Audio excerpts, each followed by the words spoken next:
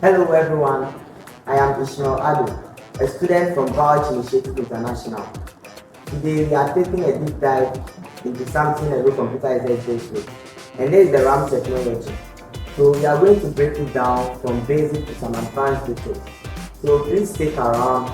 I have brought my tech friends and also students here in Vouch Initiative International to assist us. How are you guys doing today? Excited to hear you. RAM is such a crucial part of our computer and there is a lot to talk about. Absolutely, Ishmael. I'm ready to take it. So let's kick things off with a basic for our viewers who might be new to this. Zacharia, can you please explain what RAM is and how it fits into the overall functioning of the computer? Sure, Ishmael. RAM or random access memory is essentially the workspace the computer uses to handle active tasks.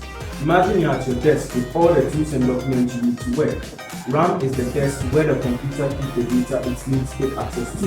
The bigger the desk, the more data your computer can handle at a time without getting overwhelmed. So, are you telling us RAM directly affects how many programs or tasks the computer can handle? Exactly. When you are multitasking, for example, browsing the web, streaming a video or editing a document, all these activities require the use of the RAM. The more RAM you have, the more data your computer can handle at once, which means smoother performance. Great. Now, David, what happens when your computer starts running out of RAM? I have noticed my computer gets sluggish something. What is going on there? Good question, Ishmael. When your computer runs out of RAM, it can't hold the data it needs to process. It's like your desk is too small to hold all your data, so you start stacking things up. In computer terms, when RAM is full, it takes the portion of the hard drive as a virtual memory. But here is the catch. Hard drive is much slow, so everything slows down. And that is when you start seeing lag or your computer might eventually freeze up. This is because the computer is constantly swapping data between the RAM and the hard disk, which takes even more time. That explains a lot. Let's talk about the different types of RAM. Zacharia, could you walk us through the evolution of RAM technology? Sure. Over the years, RAM technology has evolved significantly. The most common type you hear about today are DDR, DDR2, DDR3, and DDR4. DDR stands for double data rate, and each generation of DDR has brought improvements in speed, power efficiency, and capacity. And now we are even seeing DDR5 in some high-end systems, which even offers faster data transfer rate. So, that's a good point. If someone wanted to upgrade their RAM, they need to make sure they are buying the right type, right? Exactly. If your system handles a DDR3 RAM, you can't just throw in DDR4. It physically won't fit, and even if it does, the system won't work properly. So you need to check your motherboard specifications and find out what type and how much RAM your system can handle. Now, David, could you give our viewers some practical advice on how much RAM they might need, depending on what they are using their computer for? Sure, the amount of RAM you need really depends on what you are doing, like word processing or watching video. 1 GB or 8 GB of RAM is usually enough. But if you are into gaming or video editing or running multiple applications simultaneously, you need at least 16 GB of RAM and possibly more.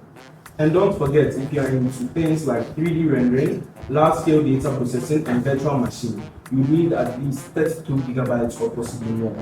The more demanding the task, the more RAM you need to run things smoothly. That's a good point. So if someone decides to upgrade their RAM, what should they look out for in terms of compatibility? Zacharia, can you take that one? Sure. First, you need to check what the type of RAM and how much RAM your system can handle. Some motherboards might support only 16 GB, while others might go up to 64 GB or possibly more. Next, the RAM speed measured in megahertz should match what your system can handle. And finally, the physical size and form factor should match with your system. For example, desktop computers use the DIMM model, whilst laptop computers use the SO-DIMM model. Good advice. How does RAM speed affect performance? Is it just about having more RAM or does the speed matter? RAM speed measured in megahertz determines how data can be read or written to the memory. Fast RAM can improve performance, especially in data memory things like gaming or video editing. However, the benefit of fast RAM alone won't help if other components are bottlenecked. Another thing to consider is latency, which is the delay before the RAM can start reading or writing data. Lower latency improves efficiency, especially in tasks that require rapid access to memory. It's a bit technical, but for the average user, focusing on enough RAM and the right speed for the system is key. Wow, so there is a lot more to RAM than most people realize.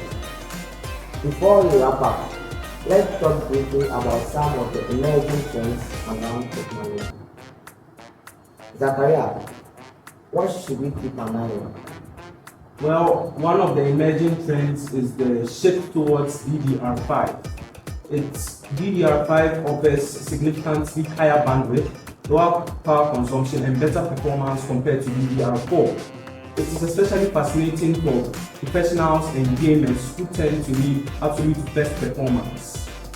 Another emerging trend is the non-volatile memory, which is DIMM, which combines the persistence of storage and the speed of RAM. That's fascinating. So, as technology evolves, RAM is going to continue playing a critical role in how we use our computer. Thanks so much, Zacharia and David, for sharing your knowledge on RAM technology with me. Happy to hear issue. Always a pleasure. Thank you all for your time. Please like, share and subscribe.